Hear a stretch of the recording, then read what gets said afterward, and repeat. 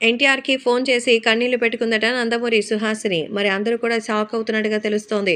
So, NTR అక్క Suhasini junior ఎన్టీఆర్‌కి phone చేసి కన్నీళ్లు పెట్టుకుందట. చాలామంది ముఖ్యంగా బాబాయ్ గాని, లేకపోతే మావయ్య కానీ నిన్ను దూరం పెట్టడం చూస్తుంటే చాలా బాధ అనిపిస్తోందని, రాజకీయంగా నువ్వు తెలుగుదేశం పార్టీలోకి రావాలని అందరూ కోరుకుంటున్నారు. అలాగే గ్లోబల్ స్టార్‌గా పేరున్నటువంటి నువ్వు ఈరోజు ఈ స్థాయికొచ్చినందుకు చాలా సంతోషంగా ఉంది. భవిష్యత్తులో మరిన్ని మంచి విజయాలు తీసుకొని నందమూరి ప్రతిష్టని పెంచుతావన్న నమ్మకం ఉంది. ఇలాంటి సందర్భంలో నీకు సంబంధించినటువంటి ప్రతి విషయంలో కూడా అందరూ ఎంతో ఆనందంగా ఉన్నారు.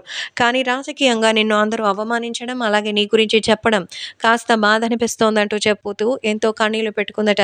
కూకట్పల్లి నియోజకవర్గం నుంచి పోటీ చేసినటువంటి సుహాసినికి మరి ఎన్టీఆర్ సపోర్ట్ చేయలేదని గతంలో చాలామంది చెప్పారు.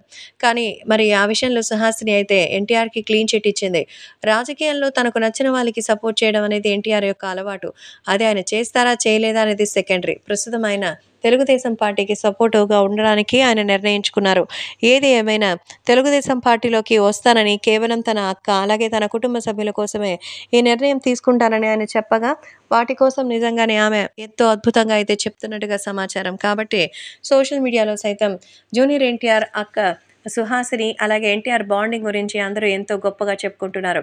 సో, ఎన్టీఆర్‌కి నేరుగా కాల్ చేసి ఎంతో ఎమోషనల్ అవ్వడంతో త్వరలోనే తెలుగుదేశం పార్టీ కోసం నేనొస్తానని, సినిమాలు కంప్లీట్ అవ్వాలని ఆమెకు చెప్పినట్టుగా అయితే తెలుస్తోంది.